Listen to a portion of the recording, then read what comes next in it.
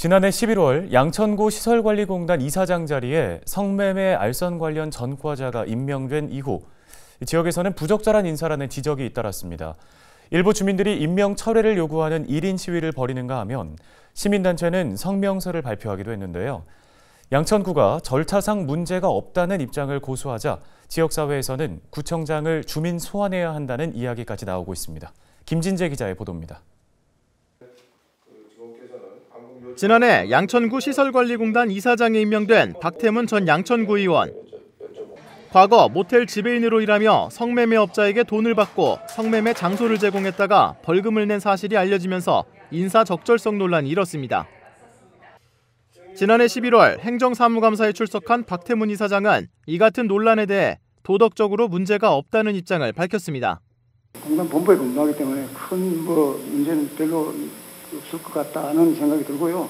밑에 직원들이 저질렀던 걸 제가 덮어 쓴 거라고 제가 대신 처벌을 받았다고 이렇게 생각하기 때문에 제 개인적으로는 도덕적으로 크게 문제가 없다는. 양천구 역시 이사장 임명에 절차상 문제가 없다는 입장. 주민들이 이사장 임명 철회를 요구하며 1인 시위를 벌이는가 하면 시민단체와 시설관리공단 노조가 성명서를 발표하는 등 지역사회 반발이 이어졌지만 상황은 달라지지 않았습니다. 결국 주민들 사이에서는 이기재 양천구청장을 주민 소환해야 한다는 이야기까지 나오고 있습니다. 주민들이 직접 이 이사장 선임이 잘 됐는지 잘못됐는지에 대한 판단을 근거로 해서 단체장에게 정치적 책임을 묻는 겁니다. 그게 가장 구체적이고 직접적인 방법이 주민 소환입니다. 단체장을 뽑았는데 고장이 나면 얼른 고쳐서 새 걸로 써야죠. 양천구의회가 구청장의 임명권을 제대로 견제하지 못하고 있다는 비판도 나왔습니다. 구의회가 여야 갈등으로 제 기능을 못하고 있는데 더해 시설관리공단 행정사무감사를 방청하려던 시민들에게 이해할 수 없는 이유를 들며 비공개 통보를 했다는 겁니다.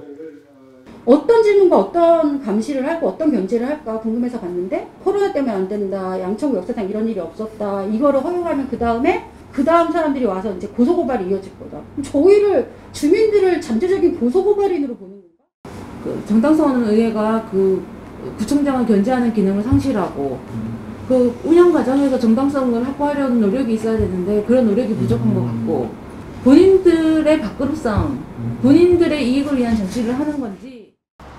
양천구가 성매매 알선 관련 전과자를 공기업 임원에 임명한 지 약 3개월. 해가 바뀌었지만 지역에서는 여전히 적절한 인사였느냐에 대한 의문이 이어지고 있습니다. 헬로티비 뉴스 김진재입니다.